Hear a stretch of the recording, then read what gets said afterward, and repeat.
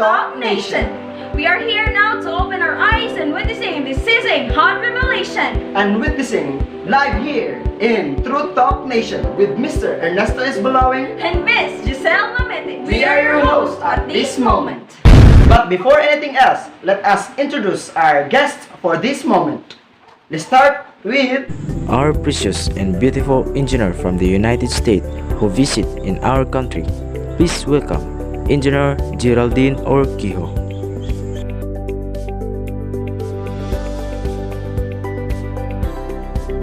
Hi, Engineer! Hi Engineer, how are you? I'm fine.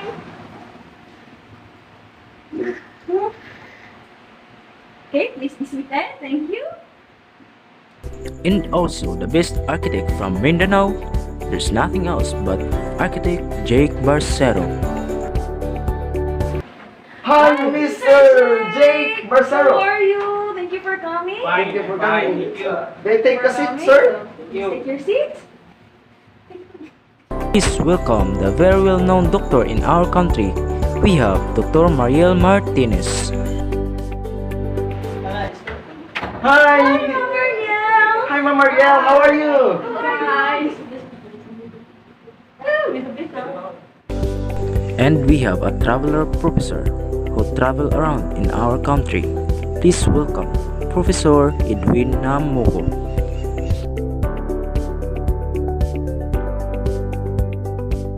Hi Mr. Edwin Namuko. Hi, How are Mr. you? Edwin. It's so hard to get here, but I still manage it. Wow, Thank you, sir. Wow. You're so bit handsome, sir, for Thank you, this thank you. moment. Okay. And we have a very beautiful and active attorney. Please welcome Attorney Giselle Insid. Hi, Mommy Sid. How are you? You're so sexy. Oh, your face is Thank you for so coming. beautiful and pretty. Oh, beautiful, pretty. Yeah, pretty. You're right. She's beautiful, pretty. And we have also a very handsome and snappy chief. There's nothing else but Chief Arnold Ambang.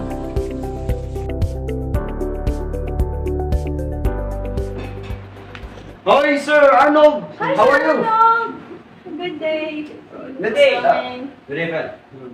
And last but not the least, we have Professor Crisnel Pagador, the partner of Professor Edwin Namuko.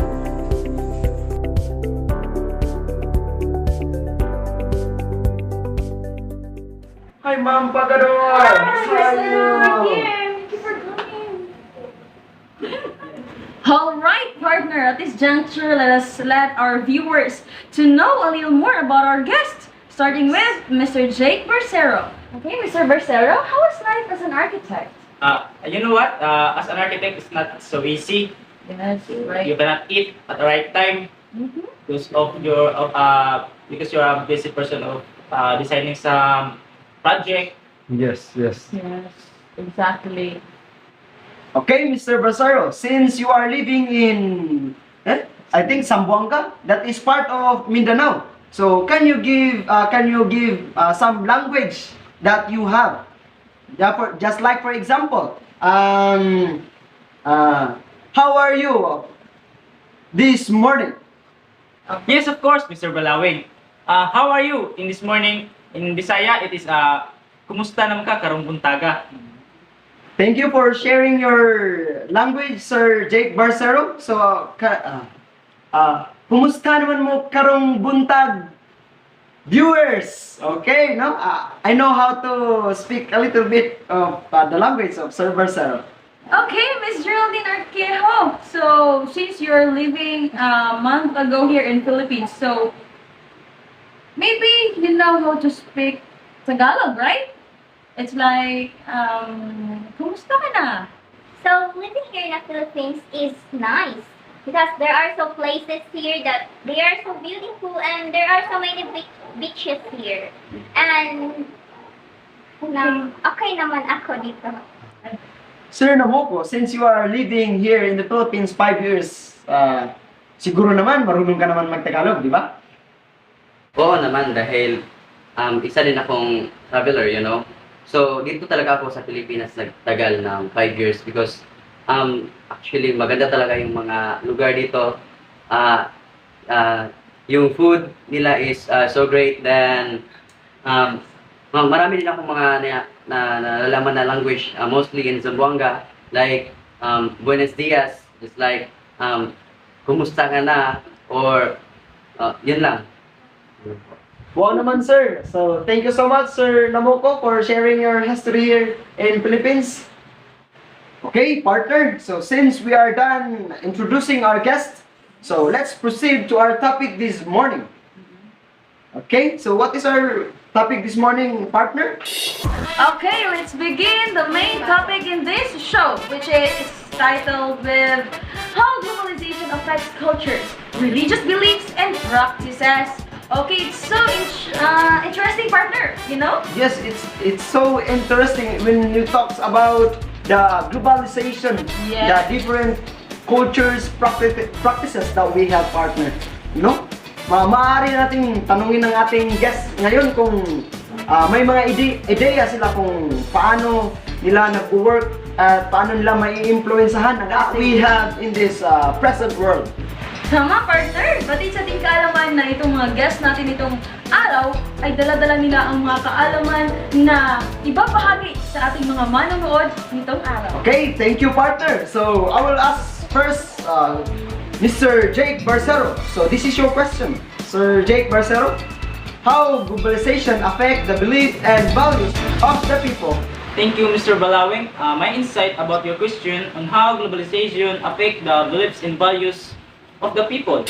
So, we all know that globalization refers to interconnectedness of people, economies, and culture across national borders. So, ito ang nagdadala to spread ideas, informations, and goods across the world.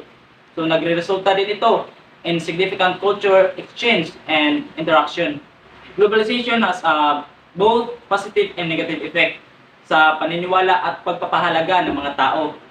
It can lead to a greater culture exchange and openness, but it can also result in homogenization of cultures and loss of a local identity. So for me as an architect, we must mindful of these issues and strive to create design that are sensitive to the culture context in which they exist. At yun po ang aking masasabi at kung paano nakakaapekto ang globalisasyon sa paniniwala at pagpapahalaga ng mga tao.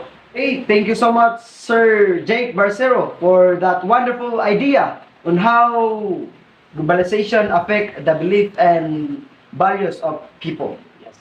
Okay, Miss Insid, so can you give me some idea or addition of the question of Sir Jake Barcero?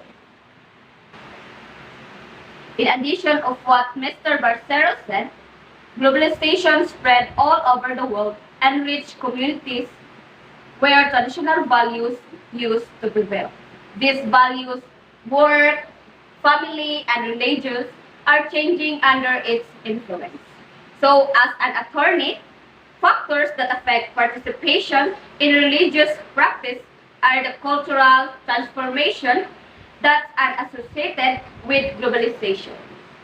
They relate to the individualization and subjectivization of criteria for living in their faith and the weakening of the importance of religious institution and the institutionalized model of religiosity. Indigenous population and weaker in areas of high migration.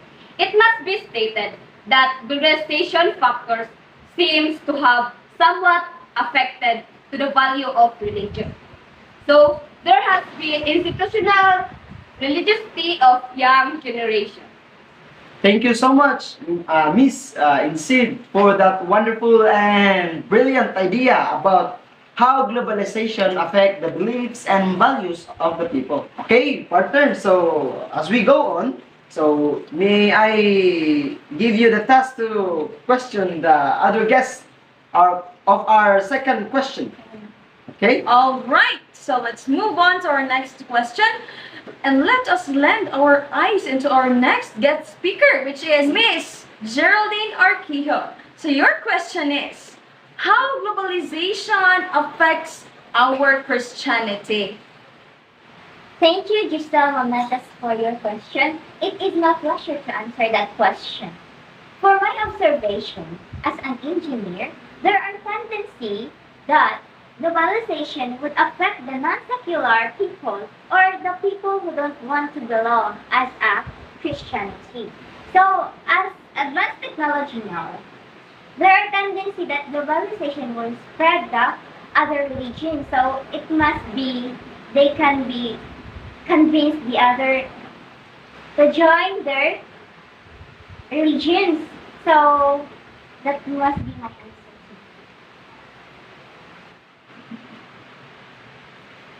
Okay, thank you, Miss Geraldine.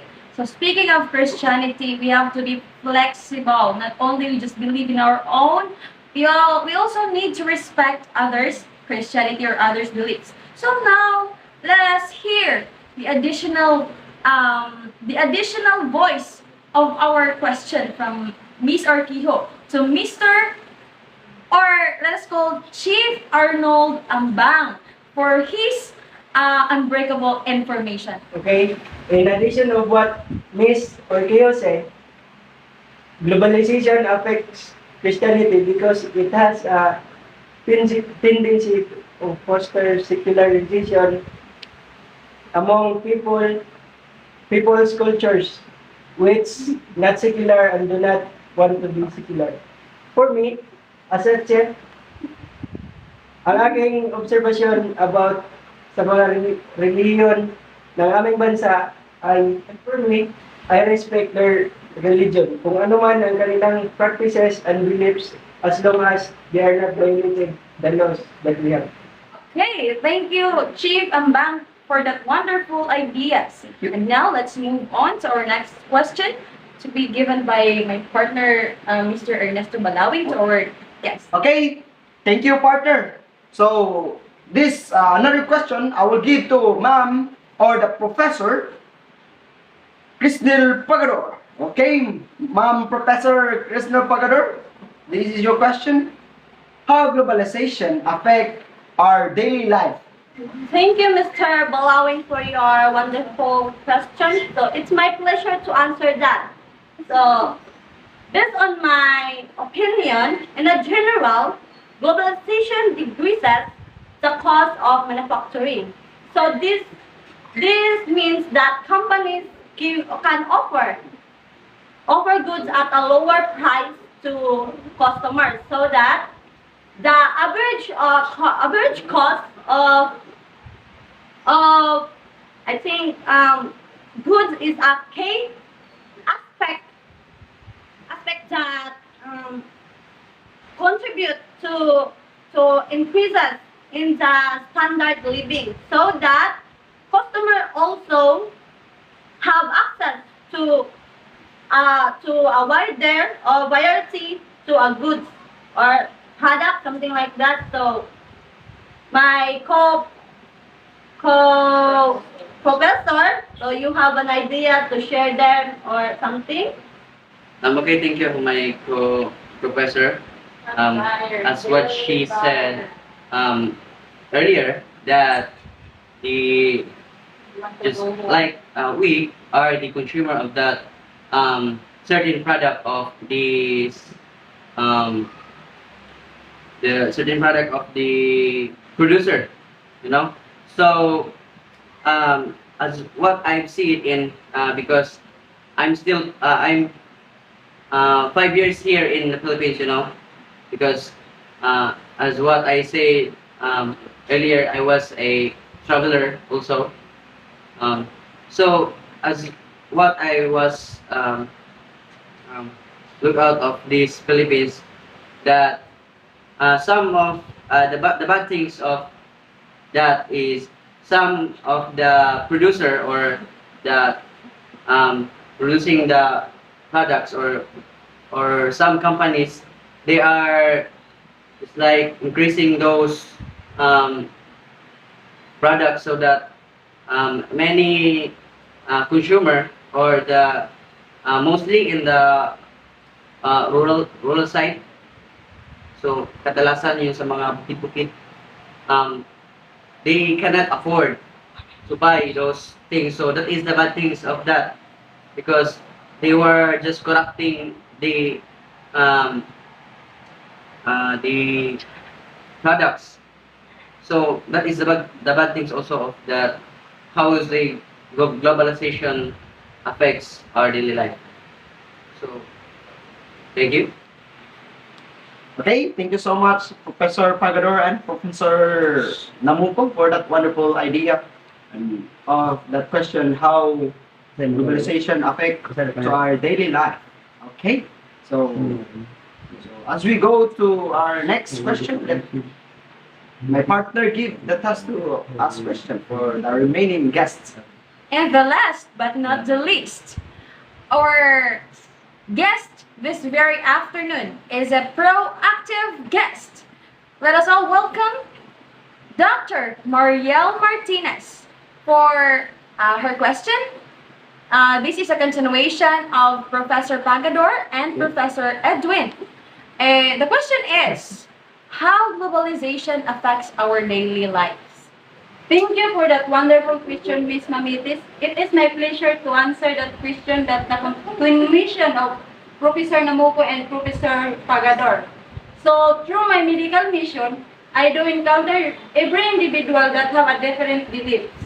But based on what I observe, globalization affects our daily life as an important one. Dahil sa pakikipag-encounter ko sa iba't ibang tao o sa mga taong nakakasalamuha ko, naiintindihan ko ang pangangailangan ng bawat isa. Thank you. Okay, thank you, Dr. Marielle Martinez, for the wonderful answer. Thank you so much. And now, partner, it's actually the best time of my life encountering this guest. They share such an unbreakable knowledge to us, right? Me too, partner. I was amazed that their ideas were touching my heart. That they are expressing their mga beliefs and practices that they have in a different country. Yes, alam mo partner, yung natutunan ko talaga sa talk show na to, itong Truth Talk Show natin, is ano talaga, yung tungkol sa globalisasyon is dapat pala, yung sa Christianity, dapat flexible tayo. Dapat ma-respeto natin yung relihiyon mo, relihiyon ko, relihiyon nila. So, bawat isa, dapat ma-respeto natin yun, di ba? Kung ikaw, ano para sa'yo yun? Dapat talaga na kailangan silang susuriin nila yung kanilang kultura, at kung for example, yung bumisita sila dito, dapat lang na alamin muna nila ang ating kultura o ang our practices para ma-aware sila at hindi sila makapag-violate sa ating mga rules here and practices, para there's no discrimination, no, sa mga iba't ibang paniniwala at paninindigan sa ating sarili o sa ating mga kultura. And thank you for keeping an eye at dito nagtatapos ang ating Truth Talk Show! Bye! Bye! Thank you so much for coming.